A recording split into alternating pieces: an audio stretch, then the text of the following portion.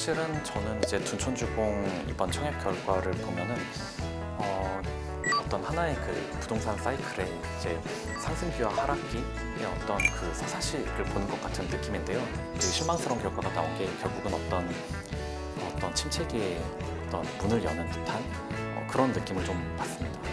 그러니까 저는 좀 자산을 보유한 사람의 입장과 시각으로 현재 시장을 바라보면 좀 곤란하다, 좀 그런 말씀을 좀 드리고 싶습니다.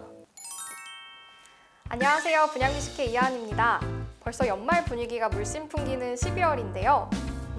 올 한해 부동산 시장에는 참 많은 일이 있었죠. 금리 인상부터 시장 침체까지.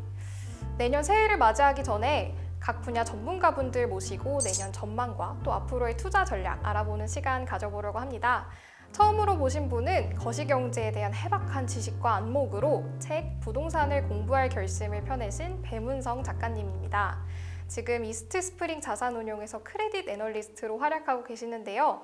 어쩌다 부동산 시장까지 섭렵하게 되셨는지 간단한 소개 부탁드립니다. 네, 안녕하세요. 배문성입니다. 제 경우 이제 2008년부터 2015년, 그러니까 부동산 침체기 때 이제 건설업 애널리스트로 활동을 했었고, 지금은 이제 채권 시장에서 매일 금리와 함께 호흡하면서 지내고 있는데요. 근데 최근에 PF ABCP 이슈에서 이제 그런 사태에서 보시다시피 부동산 이슈가 채권 시장과 이제 뗄래야 뗄 수 없는 그런 밀접한 관계를 형성하고 있습니다. 이렇게 지금 채권 시장과 부동산 시장의 연관성, 그리고 과거 건설업 애널리스트로 활동할 때의 어떤 분석 노하우 등을 담아서 이번에 책을 발간하게 됐습니다. 내년 전망에 앞서서 지금 상황 먼저 진단하고 가볼까 하는데요. 책에서도 그렇고 부동산의 사이클을 강조하시잖아요. 이 사이클이 뭐고 또 침체기, 호황기라는 건 어떻게 보는지 좀 궁금합니다. 네, 일단 부동산은 좀 굉장히 긴 사이클로 움직이죠. 근데 제가 생각하는 어떤 침체기의 특징 중에 하나는 이게 서울에서 이제 사람들이 선호하는 지역에서도 이제 미분양이 나기 시작한다는 거거든요. 가령 2014년 말에 이제 경희공자이라든가 서울 네. 센트럴자이 같이 지금 보면은 굉장히 그 사람들이 선호하는 지역, 지금 보면 굉장히 매력적인 너무 가격대에 저렴한 네, 분양을 했었는데도 그때 미분양이 났었죠. 네. 올해 서울에서 분양한 아파트들이 대부분 그랬잖아요. 경쟁률도 낮고 계약률도 낮고. 그럼 지금이 이 사이클에서 좀 침체기에 접어들었다고 볼 수 있을까요? 왜 올해는 이렇게 갑자기들 신중해지고 이렇게 나름 합리적인 가격에 분양을 해도 왜 미분양이 나는가 하면은 분명히 무언가 환경이 변했기 때문이겠죠. 그리고 네. 그 가장 중요한 환경은 바로 금리가 많이 이렇게 올랐다는 거고요. 그럼 이런 침체기는 언제까지 좀 지속하게 될까요?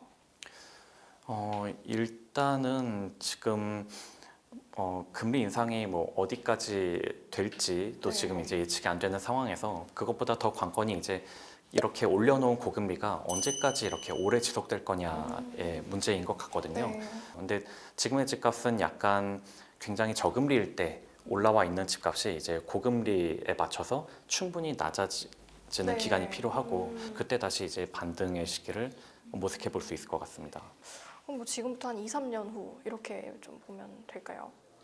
이게 2년 뒤다 혹은 4년 뒤다 7년 뒤다 이런 얘기를 그렇게 말씀드리기는 어려울 것 같아요. 어떤 금리의 급격한 변화가 있기 전에는 그때까지는 어쨌든 새로운 금리에 맞는 그 수준의 집값으로 조정이 계속 될 거다 이렇게 생각하고 있습니다. 그렇군요. 네.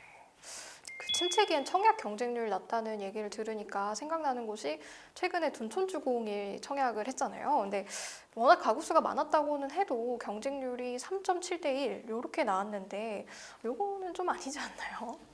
네, 그래서 사실은 저는 이제 둔촌주공 이번 청약 결과를 보면은 어떤 하나의 그 부동산 사이클의 이제 상승기와 하락기의 어떤 그 서사시를 보는 것 같은 느낌인데요. 2016년에 개포 주공 2단지, 그러니까 지금의 개포 레미안 블레스티지 청약했을 때가 좀 그때 당시의 일이 좀 떠오릅니다.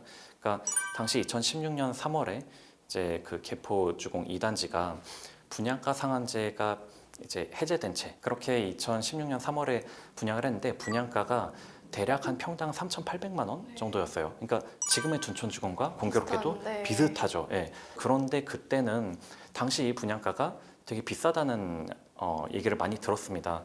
아무튼 33대 1로 이제 기대보다 훨씬 이제 좋은 성적을 이제 거두게 됐었고요. 그 뒤로 약간 개포와 유사하거나 그보다 선호되는 곳들의 집값이 이제 수요가 계속 붙어서 집값이 거기서부터 추세적으로 강하게 오르는 호황의 어떤 문을 연 것 같은 그런 역할을 했었는데요. 근데 반면에 이번 둔촌주공은 분명히 저렴하게 분양한 게 아니냐라는 그런 의견이 많았으나 그럼에도 불구하고 이렇게 성과가 좋지 않았다는 건 오히려 이제 당시 개포가 어떤 그 상승장의 어떤 그 문을 열었다면 되게 실망스러운 결과가 나온 게 결국은 어떤 침체기에 어떤 문을 여는 듯한 그런 느낌을 좀 받습니다. 네. 분양 단지 하나가 이렇게 시장에 큰 영향을 미칠 수 있다는 게 되게 신기하기도 하고요. 그 대출로 주택 자금을 대부분 충당해야 되는 수요자들은 아무래도 금리 영향을 많이 받을 것 같아요.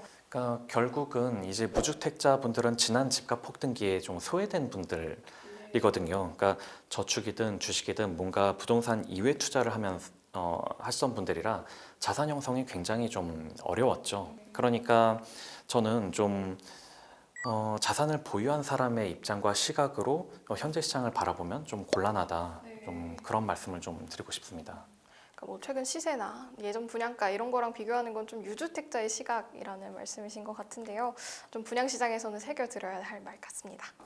근데 그럼 수요자들의 입장에선 어떤가요? 둔촌주공도 너무 비싸서 청약을 포기한 분들이 계신데 앞으로 나오는 청약 이거 해야 될까요? 네, 그러니까 저는 참 보면은 이제 청약을 들어갈 때마다 이 가격이 과연 적정한가 네. 이 부분을 많이 가장 고민하시겠죠. 그럴 때 저는 좀 어떤 금리를 가지고 한번 좀 계산을 해보면서 접근을 해봤으면 해요. 즉 예를 들어 둔촌주공이 이제 그 발코니 확장이나 이런저런 것까지 다 해서 34평 기준으로 14억이다라고 했을 때 요즘에 이제 예금하면 예금 금리가 대략 한 시중은행도 4% 정도 4%, 주지 않습니까? 네. 그렇다면은 14억을 내가 예금했을 때 얻을 수 있는 수익을 그러면 연간 5,600만 원이고 그러면 이거를 월세로 환산하면 대략 한 470만 원 정도인 건데 현재 월세 470만 원인 지역을 보면은 한 그 도곡 렉슬 같은 곳이 같은 평형이 한 450에서 500만 원 정도 한단 말이죠. 그러면 둔촌주공의 월세가 현재 시점에서 봤을 때는 도곡 렉슬의 월세보다 뭐 약간 낮은 수준 그리고 헬리오시티의 월세가 지금 한 300만 원 정도니까 그거보다는 상당히 좀 높은 수준 뭐 이렇게 느껴질 수 있단 말이죠. 나는 이런 고금리가 지속될 거라고 본다라면은 이렇게 비교해 봤을 때 그럼 내 생각에는 이것은 비싸다 코로나는 안 들어가겠다 뭐 그러고 나서 나의 예상과 다르게 금리가 확 떨어지면은 뭐 그건 어쩔 수 없는 일이죠. 예. 하지만 나는 금리가 낮아질 거라고 본다라고 하면은 거기에다 이렇게 지금 과감하게 이제 베팅을 하면 나중에 정말 금리가 낮아졌을 때 그 과실을 이제 향유해 보실 수 있겠고요. 이렇게 계산하시는 거는 또 되게 낯선 방법인 것 같은데 또 되게 합리적으로 들리니까 네. 수요자분들이 고민하실 때 이런 거 한번 계산해 보셨으면 여기까지 이제 분양시장 전망까지 듣고요. 그 책에 있던 내용 중에 하나 재밌는 내용이 있어서 좀 들려드리고 싶은데 그 똘똘한 한 채는 위험하다라는 내용이 있었어요. 근데 최근 몇 년간 똘똘한 한 채는 이제 부동산 시장이 정말 진리 같은 거였잖아요. 근데 이제 이게 자산을 올인하는 것보다 보니까 좀 위험하다 이런 말씀을 해주셨는데 이거 좀 간단히 설명해 주실 수 있을까요? 네, 사실은 그 똘똘한 한 채는 과거에는 분명히 어떤 굉장히 성공적인 전략이었거든요. 그러니까 왜냐하면 집값이 장기간 좀 우상향했고 그리고 금리는 또 계속 낮아져 왔으니까요. 그러니까 당연히 한 번에 최대한으로 많은 부채를 져서 집 한 채를 사 놓으면 그러니까 최대한 많은 부채를 질수록 더 좋은 집을 살 수 있겠죠. 그렇게 해서 사 놓으면 집값은 오르는데 변동금리는 또 금리는 또 낮아지니까 나의 어떤 이자 상환 부담도 낮아지고 그런 어떤 최고의 전략이었는데 문제는 이게 이제 반대로 돌아갈 때는 어떤 최악의 전략이 된다는 겁니다. 즉 집값은 떨어지고 그리고 금리는 오르게 되면은 이게 내가 이 이자를 부담할 수 있을 정도로 나의 소득이 같이 따라 올라가 주지 못할 경우에는 이 결국은 어떤 원리금 상환 압력을 받게 되고 그러면은 상환 압력이 들어왔을 때 나는 이 집을 파는 것 외에는 어떤 대안이 없게 되죠. 즉 잘못하면 이게 굉장히 하락했을 때 그것도 급매로 내놓음으로써 나중에 보면은 두고두고 이게 후회할 수 있는 그렇죠. 손실만 확대될 수 있는 그런 전략이 될 수 있는 거죠. 네. 지금 같은 시기에는 좀 꼭 필요한 조언 같기도 합니다.